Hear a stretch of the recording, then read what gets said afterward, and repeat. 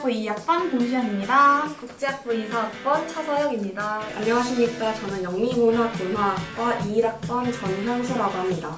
안녕하세요. 저는 영미문화문화학과 2사학번 이은혜라고 합니다. 안녕하세요. 저희는 글로벌 스포츠 산업학부 2사학번 정재근. 2사학번 정다슬입니다. 저는 아직 A 밑으로 받아본 적 없습니다. 일단 저 같은 경우는 재수강을 하는 과목이 하나도 없고요. 저 전공을 하나도 못 잡았거든요. 이거는 아무것도 안 듣고 있어요. 전공을. 과제하는 거를 좀 즐기는 편이에요.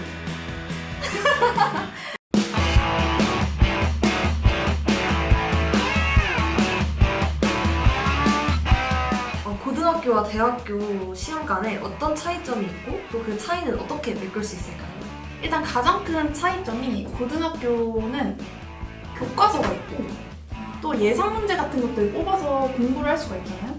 근데 대학교 같은 경우에는 그런 것들이 생각보다 없어요. 물론 족보라는 게 있기는 하지만 모든 과가 다 동일한 형식으로 그런 족보가 있는 것들이 아니기 때문에 수업을 들으면서 제가 잘 모르겠는 부분은 더 필기를 꼼꼼히 하고 교양 같은 경우에도 교수님이 어떤 흐름으로 수업을 하시고 어떤 것들이 시험에 나오겠구나 이런 것들을 미리 생각하면서 공부를 하는 게 좋은 성적을 받을 수 있는 비법이지 않을까 싶습니다.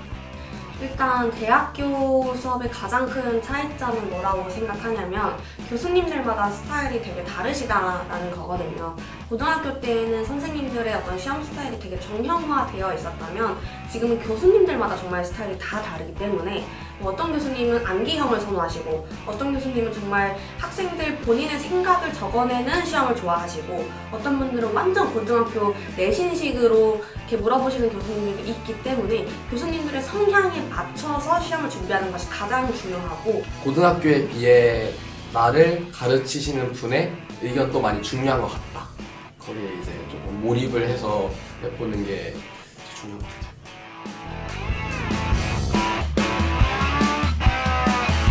혹시 교양과 전공 과목 있잖아요. 공부 시간은 어떻게 분배해야 될까요? 그 공부 시간은 공부의 기간마다 좀 다른 것 같은데 전공 수업 같은 경우에는 양이 많고 좀 난이도가 높은 경우가 있잖아요. 그래서 시험 기간이 아닐 때에도 좀 틈틈이 미리미리 공부를 하면서 좀 쌓아두는 방식으로 해두고 교양 같은 경우에는 양이 많은 경우는 많지 않고 좀 양이 적고 난이도가 쉽고 그리고 암기형 경우가 많아요. 근데 이거는 모두한테 똑같은 상황이기 때문에 결국 이 수업을 듣는 다른 친구들도 다 그렇게 쉽게 공부하는 거거든요. 그래서 한 시험 기간 2주 전까지는 전공 공부를 틈틈이 잘 쌓아두고 한 시험 기간 2주 정도 안에는 교양 그 암기형 과목들을 완전 좀 빡세게 반복하고 빡세게 돌리면서 와다다다 하다가 딱 전공이랑 교양 시험 보는 게 좋지 않나. 저는 그렇게 공부했습니다. 일단 저 같은 경우에는 어떻게 했냐면은 어려운 과목에 투자를 더 많이 하는 편이에요. 가끔 가다가 전공보다 교양이 더 어려울 때가 있어요. 전공은 저희 학부 같은 경우에는 외워서 해야 되는 것들은 사실 그렇게 많지는 않거든요. 보통 생각을 써야 된다거나 배운 것들을 근거로 내 의견을 적어봐라 이런 것들이 많지. 근데 교양 같은 경우에는 외워서 써야 되는 것들이 꽤나 있기 때문에 그런 부분에 있어서는 저는 교양에 더 시간을 쏟는 편입니다. 저는 6대4에서 5대5 했던 것 같아요. 둘 다 일단 놓치긴 싫었고 그래도 조금 더 범위가 많고 그런 것들이 전공이기 때문에 전공을 조금 더 보려고 하는데 사실 전공 공부가 그렇게 재밌지 않기 때문에 하긴 싫지만 결국엔 어쨌든 해야 되니까 한 6대4 전공을 좀 더 많이 보면 좋다. 교양은 상대적으로는 학점 따기가 쉽다라고 정리할 수 있을 것 같습니다.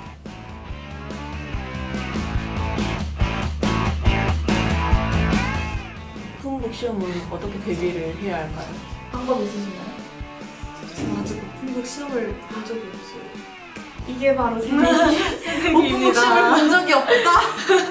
저 같은 경우에는 오픈북 시험도 클로즈북이랑 똑같이 공부했어요. 이게 오픈북이라고 무조건 아싸 할 게 아닌 게 오픈북 시험이 클로즈북보다 더 어려울 수도 있어요. 그래서 저 같은 경우에 어떻게 공부했냐면 클로즈북처럼 일단 외워요. 최대한 외울 수 있는 부분에 대해서는 외우고 오픈북이니까 디테일한 부분에 대해서는 이 부분이 나오면은 그때 책 가서 보고 이렇게 써야겠다 라고 생각을 해보는 편입니다. 오픈북 시험을 볼 수 있는 팁 바로 클로즈북처럼 공부해라. 저는 오픈북 시험일수록 정말 긴장을 바짝 하고 보셔야 된다고 생각을 하는 게 두 가지 유형으로 나뉘거든요. 첫 번째는 아무리 오픈북이어도 그 안에 답이 없고 그렇게 난이도가 좀 높고 좀 어려운 시험을 내신다던가, 두 번째는 오픈북이라서 책에 다 있는 내용이고 좀 쉽게 내셨어요. 그런데 결국에는 이 수업을 같이 듣는 모든 사람들이 다 잘 본다는 거죠. 그렇게 됐을 때 뭐 98점, 97점 이런 점수에도 불구하고 막 A 학점을 못 받는 불상사가 발생하기도 합니다. 그렇기 때문에 오픈북 시험 같은 경우에는 오픈북 시험이 아니라고 생각하고 준비하는 것이 가장 합리적이고, 그리고 그래도 오픈북 시험의 어떤 특징을 살려야 되니까 뭐 A4 한 장이나 두 장 정도의 모든 내용을 싹 다 정리해가지고 빨리빨리 찾아서 볼 수 있도록 하는 것이 중요합니다. 이제 목차도 중요한데 어느 딱 시험 문제를 딱 봤을 때 목차가 딱 떠오를 수 있게, 그래서 인덱스 메모지 같은 것도 그냥 하나 통째로 사서 컬러풀하게 그냥 다 붙여놓고, 그래서 문제 보면은 바로 이거 여기 있던 건데 하고 찾을 수 있게, 밑줄도 정말 꼼꼼히 긋고 막 온갖 막 오색 볼펜 이런 걸로 필기 꼼꼼하게 해놓으면 바로바로 찾을 수 있었던 것 같아요.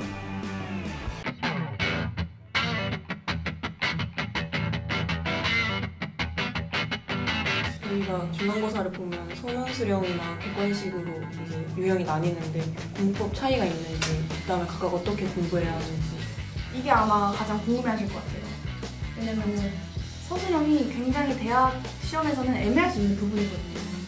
근데 저 같은 경우에는 지필고사는 책을 봐서 이런 부분이 나온다? 그러면은 이거겠네? 라고 할 수 있는 정도로. 지필고사가 객관식일 경우에는 그렇게 많은 시간을 투자할 필요는 없다고 생각해요, 솔직히.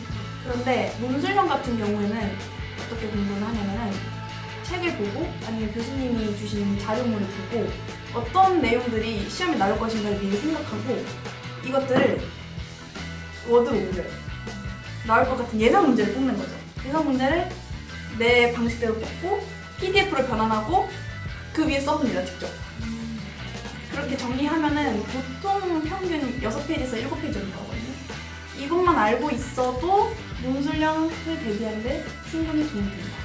객관식은 그냥 고등학교 때 했던 것처럼 그냥 편하게 원래 하던 대로 하면 될 것 같고, 선언수령 같은 경우에는 교수님 생각을 잘 꿰뚫어 봐야 돼요. 내 의견을 묻는 거기도 하지만 내 의견에 교수님이 수업 시간에 언급하셨던 개념 같은 것들을 조금 섞어서 써주면 교수님들이 거의 다 맞게 해주시기 때문에, 그리고 이제 선언수령이 좀 더 꼼꼼히 해야 되죠. 이제 문장의 앞뒤 같은 것도 봐야 되고, 그렇기 때문에 꼼꼼히 해야 되고 교수님 말씀을 정말 잘 들어야 돼요. 네, 저는 차이점이 명확하게 있다고 생각하고, 선험수령 시험 같은 경우에는 아웃풋하는 연습을 많이 하셔야 돼요. 그러니까 내가 알고 있는 것보다도 알고 있는 걸 내가 잘 끄집어낼 수 있는가를 계속 확인하면서 공부하셔야지, 계속 머릿속에 넣고 특히 눈으로만 공부하다가 시험장에 딱 가서 이걸 내가 손으로 써보려고 하면 당황하는 경우가 많거든요. 그렇기 때문에 이 시험 전에도 공부를 할 때도 예상 문제라든지 시험 기출이라든지 이런 것들을 많이 직접 손으로 써보는 것을 추천하고요. 그리고 객관식은 그 반대로 하나하나 다 아웃풋 공부를 하게 되면 되게 비효율적이에요. 그래서 머리에 계속 넣고 눈으로 계속 반복하고 읽고 이런 식으로 넣고 하는 그런 인풋의 공부법을 훨씬 더 추천합니다.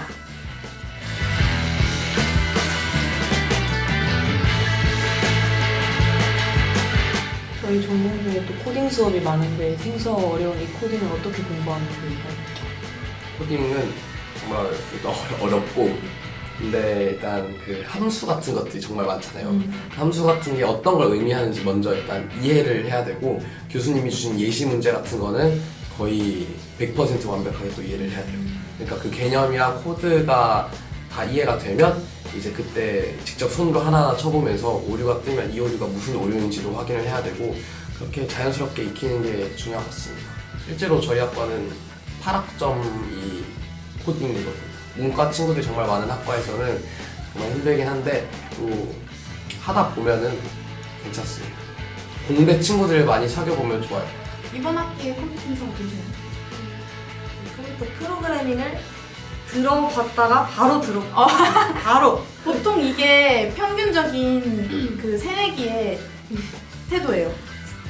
딱 왜냐면 컴퓨팅 사고라는 걸 이제 전혀 모르고 있다가 맞아요. 대학에 들어서 이게 필수 교양이네 하고 딱 눌렀는데 오리엔테이션부터 어마어마해. 막 나도 모르는 막 수학 함수와 이런 것 저런 것들 다 쏟아져 나오면은 저도 모르게 삭제하기 누르게 되거든요. 또르르르르. 근데 저는 어떻게 공부를 했냐면 일단 교수님이 수업을 하시잖아요. 그러면은 저 옆에서 동시에 노트북 켜고 아이들 켜서 입력합니다. 그래서 그 입력값에 따라서 출력값이 내가 원하는 대로 나올 때까지 합니다. 그리고 이제 시험 기간에는 어떻게 공부했냐면은 교수님이 PPT 자료를 주시거든요. 그거 이제 또 제 방식대로 정리를 하는 거죠. 그럼 또 6, 7페이지 나오는 거죠. 그거 이제 다 외우는 거죠. 이걸 이제 이 과정들을 반복하면서 코딩을 해보다 보면은 나름대로 체화되는 게 있거든요. 그거를 토대로 시험을 보시면 됩니다. 제가 코딩이 정말 힘들었거든요. 저는 문과 머리라서 완전. 그래서 코딩을 정말 울면서 학점을 받았던 기억이 있는데 일단 제가 느낀 바로는 코딩 교수님들이 되게 기본적이고 교과서적인 개념만 물어보시지 않는 것 같더라고요. 그러니까 기본적인 교과서 개념은 당연하고 거기서 더 나아가서 응용되는 것까지 시험에서 팍 물어보시는 경우가 많기 때문에 교수님께서 수업하시는 그런 교재에 대한 이해는 당연히 베이스로 하고 더 나아가서 뭐 유튜브라든지 좀 응용된 영상이나 응용된 개념을 좀 배우고서 시험에 참여하는 것을 추천합니다. 그리고 한 가지 걱정하지 않으셔도 되는 부분이 컴퓨팅 사고 같은 경우에는 필수 교양이어서 듣는 인원이 워낙 많아요. 그래서 컷이 되게 후한 편이고 쉽게 평점을 받으실 수 있어요. 그러니까 너무 걱정하지 않으시고 자신이 의욕만 있다, 나는 프로그래밍을 A플 받을 거다 라는 열정만 있다면 충분히 가능합니다.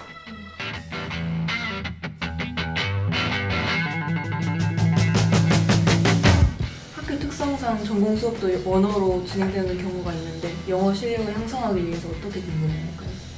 아, 어려우신가요? 새내기들은 너무 어려워하고 있습니다. 저도 물론 당연히 어렵고 너무 당황스럽죠. 한 가지 영어 실력을 늘릴 수 있는 팁이 있다면 외국인 친구들을 사귀세요. 외국인 친구들을 사귀고 계속 대화를 하다 보면 생활 영어가 좀 늘려요. 그리고 무엇보다 자신감이 늘려요. 그게 굉장히 중요한 것 같아요. 특히나 저희 학부 같은 경우에는 그 자신감이 굉장히 중요하기 때문에 외국인 친구들을 사귀시고요. 그리고 오늘 수업에서 얻은 하나의 팁이 있다면 외국인 친구들이 발표하는 것을 잘 들어주세요. 이거 정말 꿀팁인데요. 물론 한국인 친구들도 발표를 잘 하지만 외국인 친구들 굉장히 유창하고 유식하게 발표를 하는 친구들이 있거든요. 그리고 그 자신감의 애티튜드를 배우시고 그 말의 내용을 보고 아, 이런 단어? 이럴 때 쓸 수 있구나 라는 점을 깨달으시면은 금방 영어 실력 늘 수 있습니다. 꿀팁이죠. 영어 실력 향상. 저 영어를 진짜 못합니다. 저희는 이제 작년에 스포츠 경영학이라는 이제 메인 전공 수업을 원어민 교수님이 진행을 하셨었어요.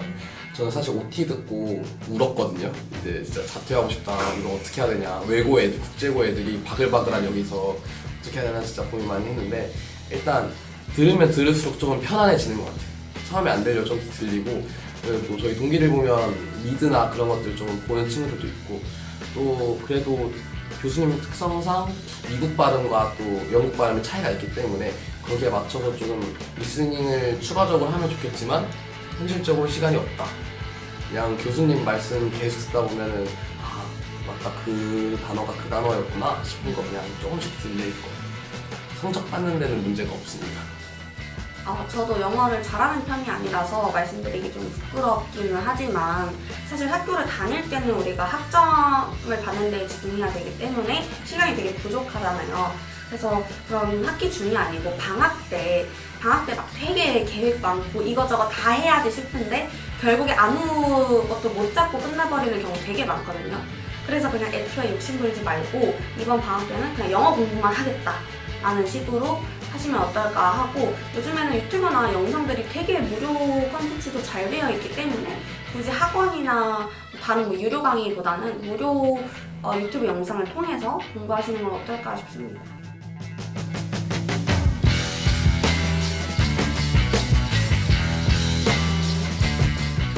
과제가 한 번에 많이 몰아칠 때 노하우가 있을까요? 그냥 합니다. 과제 그냥 해야 돼요. 그냥 하루하루 해당 과제를 보면서 버티면서 살면 되는 거고 아메리카노 먹으면서 그냥 제 자신을 포기하고 하나씩 해결하면 정말 좋은 것 같습니다. 그리고 사람은 초인적인 힘이 생겨요. 앞두고 나면은 그 1시간밖에 안 남았는데도 어떻게든 글이 써지고 나중에 읽어보면 생각보다 잘 썼는데 싶은 과제들이 많기 때문에 그냥 뭐 노하우는 없습니다. 그냥 하십시오. 저 노하우는 없습니다. 그냥 밤에 새서 합니다. 아무리 보통 이제 대학생들이 있는 친구들과의 약속, 뭐 동아리, 술자리 이런 게 되게 많은데 그런 술자리에 가서 술을 막 너무 많이 취하지 않고서 그러고 나서 집에 와서 과제를 다 하고 밤새서라도 하고 자는 편이고 기간을 많이 주시는 과제들이 있잖아요. 뭐 예를 들어서 미네르바 소논문 과제라든지 이런 거는 한 기간을 1달, 2달 주시거든요.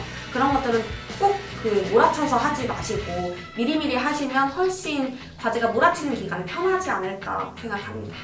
이거는 제가 쓰는 노하우 중에 하나인데 저는 이제 과제가 몰아닥치잖아요. 그러면은 일단 그 과제 제목이랑 어떻게 하면 되는지를 보고 어떻게 할지 미리 생각해요.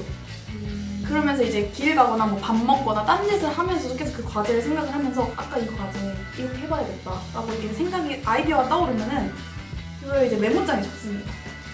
메모장에 적어놓고 아니면 뭐 종이를 꺼내가지고 막 이렇게 드래프트 한다거나 이런 식으로 메모를 해두고 저장을 해두면은 이제 막상 실제 이제 과제를 딱 하려고 노트북을 이렇게 펼쳤을 때 그 기록이 있으니까 되게 짧은 시간 안에 할 수 있어요, 과제를.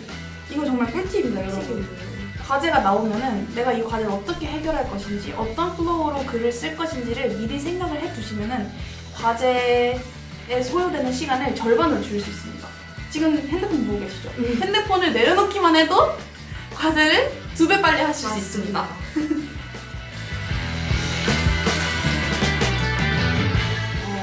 네. 왜냐면 정말 계획적이신 선배님의 꿀팁을 들었기 때문에 여기 나오기 정말 잘한 것 같아요. 약간 진짜 궁금했던 것들을 다 여기서 들었던 것 같아가지고 조금 좋은 시간을 가졌던 것 같습니다. 많이 도움된 것 같아요. 네, 오늘 궁금한 것들을 많이 물어보고 지난 시험에서 이제 의문이 들었던 점들을 해소할 수 있었던 시간이어서 이를 바탕으로 이제 남은 기말고사 2학기 시험들 다 잘 대비하고 열심히 공부하려고 다짐했습니다. 열심히 하라는 말을 해주고 싶습니다. 나중에 보면은 다 낭만일 거예요. 열심히 애들하고 열심히 모여서 공부한 것도 낭만이 될 수 있고 또 공부 다 끝내고 이제 술 먹는 그 맛도 다 좋은 기억으로 남을 거고 결국엔 기억이 다 미화되기 때문에 좋은 기억만 남을 거기 때문에 일단은 열심히 하는 걸 추천합니다. 나중에 보면 절대 후회하지 않을 거예요. 저도 물론 시험 망할 때 많죠. 그럴 때마다 항상 생각하는 게 있습니다. 이미 본 시험이에요. 이미 본 시험 되돌릴 수 없고 좀 잘못 받으면 재수강하면 되고 뭔가 쿨해져야 되는 것 같습니다. 여러분 최대한 쿨해지시고 훌훌 털어버리시고 다음 시험 준비하세요. 너무 튀었나요? 너무 멋있고 저 너무 좋아요. 너무 튀었나요? 이 마인드. 그러나 꿀팁입니다. 이렇게 생각하면 마음이 편해집니다. 마음이 편해지는 게 먼저이기 때문에 화이팅! 화이팅! 네, 저는 중간고사를 잘 봤다가 기말고사 때 망해서 성적이 안 나온 케이스도 있었던 경험이 있거든요. 그렇기 때문에 아무리 중간고사를 잘 못 보셨다고 하더라도 기말고사 때 충분히 만회하실 수 있고 그리고 특히 새내기 분들이라면 너무 공부에 목매기보다는 공부도 어느 정도 챙기면서 자신의 어떤 정말 인생을 개척하는 데 있어서 필요한 그 베이스를 쌓는 데 집중해보시면 어떨까 싶습니다. 그리고 오늘 새내기 분들 만나서 이야기해보는 건 정말 신선하고 재밌는 경험이었고 말을 아직 못한 게 많아서 개인적으로 또 연락을 주시고 하시면은 만나서 더 많은 꿀팁들 전해드릴 수 있도록 하겠습니다. 안녕! 안녕!